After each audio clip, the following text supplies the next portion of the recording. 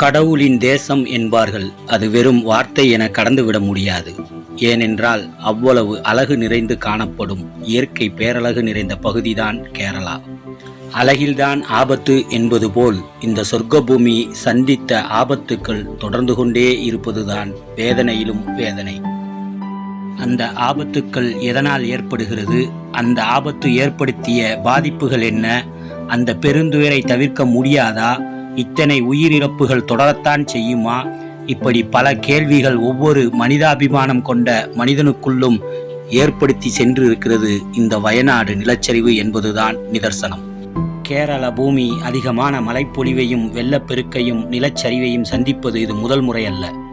1924 பெருவெள்ளம், 2018 பெருவெள்ளம், அதைத் தொடர்ந்து 2019 நிலச்சரிவு, தற்போது 2024 பெருவெள்ளம், அதைத் தொடர்ந்து நிலச்சரிவு என்று பல இயற்கை இடர்பாடுகளை சந்தித்திருக்கிறது. ஆனால் இந்த முறை பெரும் பாதிப்பை சந்திப்பதற்கு காரணம் அரபிக்கடலில் உருவான மேகக்கூட்டம் நீர்க்குமிழாக மாறி நிலப்பரப்பு பகுதியான காசர்கோடு, கண்ணூர், கோழிக்கோடு, வயநாடு, மலப்புரம், பாலக்காடு, திருச்சூர், இடுக்கி, எர்ணாகுளம், ஆலப்புழா மற்றும் பத்தினம்திட்டா ஆகிய 11 மாவட்டங்களில் 50 சென்டிமீட்டருக்கு மேலாக மழைப்பொழிவை கொட்டி தீர்த்திருக்கிறது. இதனால் இப்பகுதியில் உள்ள சாலியார் ஆறு மற்றும் அதன் துணை ஆறுகளில் வெள்ளப்பெருக்கு ஏற்பட வழிவகுத்தது. ஆபத்தை உணர்ந்த கேரள அரசு இந்த 11 மாவட்டங்களுக்கு விடுமுறை அளித்தது. ஜூலை 30 அதிகாலை 4:10 வெள்ளரிமலை ஊராட்சிக்கு உட்பட்ட பகுதிகளான முண்டகையில் முதல் நிலச்சரிவும், சூரல்மலையில் மேம்பாடி கிராமத்தில் ஒன்றம்பின் ஒன்றாகவும், இறுதியாக நூல்புழாவிலும் இயற்கை தன்னுடைய கோர தாண்டவத்தை அரங்கேற்றியது. ஒரு புறம் வெள்ளத்தால் வீடுகள், உடைமைகள், உயிர்கள் என அடித்து சென்றபோது நிலச்சரிவும் அத்தனையையும் மண்ணில் புதைத்துவிட்டு சென்றுள்ளது. இதன் உயிர் பலி 400 நெருங்கி கொண்டிருக்கிறது. 52 நிவாரண முகாம்களில் 2017 பேர் தங்க வைக்கப்பட்டுள்ளனர். 3000க்கும் மேலானவர்கள் காணவில்லை. கண்டெடுக்கப்பட்டு அடையாளம் தெரியாத நபர்கள் DNA சோதனை நடத்தப்படுகிறது. இத்தனை பேரிடர்களும் ஏற்பட காரணங்கள் யார்? வேறு யார்? நாம் தான். இயற்கை பேரிடர்களை நம்மால் தடுக்க முடியாதுதான். ஆனால் அதன் தீவிரத்தை குறைக்கவும் மேற்கு தொடர்ச்சி மலையை காப்பாற்றவும் நம்மால் முடியும். ஆங்கிலேயர்கள் காடுகளை அழித்து தோட்டங்களாக மாற்றினார்கள். இப்போது அதை நம் கட்டிடங்களாக மாற்றி வருகிறோம். அதன் விளைவுதான் வயநாடு நிலச்சரிவு என்கிறார் சூழலியல் ஆராய்ச்சியாளர் காளிதாஸ் அவர்கள். மேலும் பசுமையாக தெரியும் தேயிலை தோட்டங்கள் என்பது காடுகள் அல்ல, அவை வெறும் பசும் பாலைவனங்களே. இதை மனித சமூகம் முதலில் உணர வேண்டும் என்கிறார். எல்லா இடங்களிலும் மனிதர்கள் சென்று வாழ நினைப்பதே இதன் ஆரம்ப புள்ளி என்பதோடு வயநாடு தொடர்ந்து நீலகிரியிலும் இத்தகைய நிலச்சரிவு ஆபத்து இருப்பதாக எச்சரிக்கிறார். சுற்றுலா வளர்ச்சி என்ற பெயரில் காடுகள், மரங்கள் அழித்து கணக்கற்ற கட்டிடங்கள் நீலகிரியில் கட்டப்பட்டு வருவதை கட்டுப்படுத்துவதோடு அவலாஞ்சியில் ஏற்பட்ட நிலச்சரிவையும் சுட்டிக்காட்டியிருக்கிறார். இந்திய வெப்பமண்டல வானியல் ஆய்வு நிறுவன விஞ்ஞானி ராக்சி மேத்யூ கால் கூறும்போது, கேரள மாநிலத்தில் உள்ள சரிபாதி குன்றுகள் மற்றும் மலைகளால் ஆனது என்றும், மேற்கு தொடர்ச்சி மலைகளில் 44 ஆறுகள் உதயமாகிறது, அதில் 40 கேரளாவில் மட்டுமே உதயமாகி ஓடுகிறது என்ற தகவலையும் அளித்திருக்கிறார்.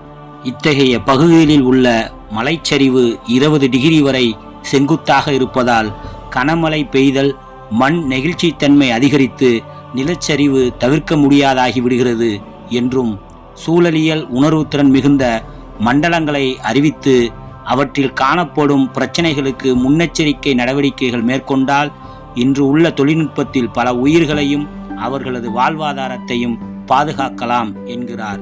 நிலச்சரிவு ஏற்பட காரணங்களாக அவர் முன்வைப்பது பருவநிலை மாற்றம், மனிதர்களின் இயற்கைக்கு புறம்பான செயல்பாடுகள்.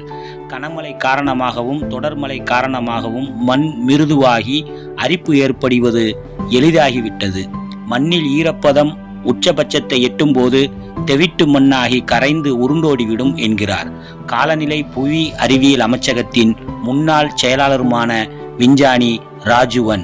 இதற்கு அத்தனைக்கும் காரணம் பாரம்பரிய காட்டு மரங்கள் அடியாளம் வரை வேர் பரப்பி மண்களை இறுக பற்றி கொள்பவை. அவைகள் அழிக்கப்பட்டு ரப்பர், தேயிலை தோட்டங்களாக மாற்றம் பெறுவதுதான் காரணம் என்கிறார். இப்போதாவது மாதவ் கட்கில் குழுவின் பரிந்துரைகளை மத்திய மாநில அரசுகள் ஏற்க வேண்டும் என்றும் காளிதாஸ் கோரிக்கை வைக்கிறார். இந்த பிரச்சனைகள் அத்தனைக்கும் தீர்வு காண 2010 13 பேர் கொண்ட ஆய்வுக்குழுவை அமைத்தது இந்திய அரசு. 2011ஆம் ஆண்டு இந்திய அரசிடம் 522 பக்கங்கள் ஆய்வறிக்கையை சமர்ப்பித்தது இந்த மாதவ் கட்கில் குழுவினர். அப்படி என்ன அந்த குழுவினர் பரிந்துரைத்தனர் என்றால், மேற்கு தொடர்ச்சி மலைத்தொடரில் எங்கெல்லாம் என்னென்ன சூழலியல் பிரச்சனைகள் இருக்கின்றது, மக்களின் வாழ்வியலை எப்படி பாதிக்கின்றன, அவற்றை சரி செய்ய எடுக்க வேண்டிய நடவடிக்கைகளை அறிவுறுத்தியது. இந்திய அரசாங்கம் மேற்கு தொடர்ச்சி மலையில் அமைந்துள்ள மாநில அரசுகளும் இந்த பரிந்துரைகளை நிராகரித்தனர். அவர்கள் பரிந்துரைத்த பரிந்துரைகள் மண் அரிப்பிற்கு அடிப்படை காரணம் ஒற்றை பயிர் சாகுபடியை கைவிட வலியுறுத்தியது. நதிகள் ஆறுகள் போக்கை திசை திருப்புதல் செய்யக்கூடாது என்று வலியுறுத்தியது. அதிரப்பள்ளி நீர்மின் திட்டத்தை கைவிட வேண்டும் என்றது. பழங்குடி மக்களை வெளியேற்றுவதை தவிர்த்து காடுகள் பாதுகாப்பில் அவர்கள் பங்கெடுப்பை உறுதி செய்து ஊக்கத்தொகை வழங்க வலியுறுத்தியது. காடுகளை அழித்து மரங்கள் வெட்டப்பட்டு பணப்பயிர்கள் ரப்பர் தேயிலை போன்ற வளர்ப்பதை குறைக்க வலியுறுத்தியது. அதன்பின் கஸ்தூரி ரங்கன் தலைமையிலான குழு ஆய்வறிக்கையை அரசுக்கு சமர்ப்பித்தது.